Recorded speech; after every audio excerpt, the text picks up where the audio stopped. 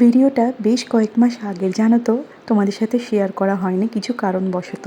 তো আজকে ভাবলাম শেয়ার করেই নিই, কারণ ফোনে আর জায়গা নেই। এখন যদি ভিডিওটা না দিই ফোনের গ্যালারি পুরো ফুল হয়ে যাবে। ভোরবেলা আমি বরাবরই উঠি, দিনের আলো তখনও ঠিকঠাক ফোটেনি, বেরিয়ে পড়েছি মর্নিং ওয়াকে। ভোরের এই শুদ্ধ বাতাস, সবুজ গাছপালা আর আকাশে ভেসে বেড়ানো এই মেঘের সাথে গল্প করতে আমার খুব ভালো লাগে। বলতে পারো সারা দিনের এনার্জিটা আমি এখান থেকেই নিয়ে নিই। তোমরা কারা কারা আমার মতো ভোরবেলা ওঠো কমেন্ট করে জানিও। ওই 1.5 ঘন্টা মতন জগিং কিংবা ওয়াকিং করি, তারপর বাড়ি ফিরে আসি। আর দেখো, বাড়ি ফিরতে ফিরতেই চলে এসেছে আমার লেবুস বিস্কুট খেতে। প্রত্যেক দিনই বিস্কুট দিয়ে ওদের আমরা ছাড়া তো আর কেউ নেই বলো। আমাদের দেওয়া খাবারে যদি একটু ওদের পেট ভরে তাহলে কত ভালো হয়, তাই না? যাই হোক, মর্নিং ওয়াক থেকে ফিরে একটু ফ্রেশ হয়ে চলে এসেছি দোতলায়, আমাদের ওপরের ঘরে কতটুকু কাজ হলো সেটা দেখার জন্য। এখন অবশ্য রুম তৈরি হয়ে গেছে, এটা আগের ভিডিও তো তাই জন্য। ওপরের রুমের ডেকোরেশনটা তোমাদের সাথে শেয়ার করব করে আর করাই হচ্ছে না, একদম সময় হচ্ছে না জানো তো। আসলে বাচ্চা নিয়ে একদম পেরে উঠছি না। রুমটা আরেকটু সাজিয়ে গুছিয়ে নেই, তারপরে তোমাদের একটা রুম ট্যুর দেবো। আজকে ব্রেকফাস্টে করলাম ইডলি।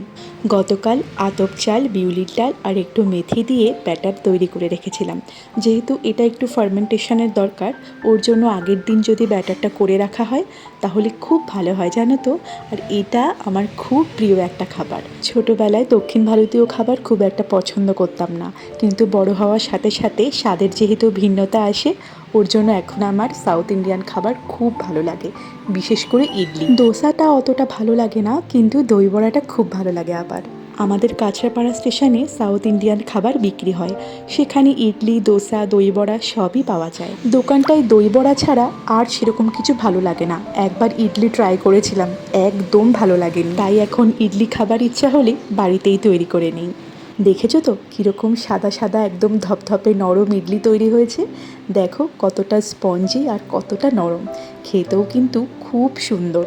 এর সাথে টমেটো, বাদামের চাটনি বা শুধু বাদামের চাটনি বা নারকেলের চাটনি খুব ভালো লাগে। সাম্বার দিয়েও ভালো লাগে, তবে সাম্বারটা আমি এখনও বাড়িতে কোনোদিনও বানাইনি। তো সকালবেলা আমাদের ব্রেকফাস্টটা ইডলি দিয়েই হলো, আর এইভাবেই আজকের সকালটা আমি কাটালাম আর তোমাদের সাথে শেয়ারও করলাম।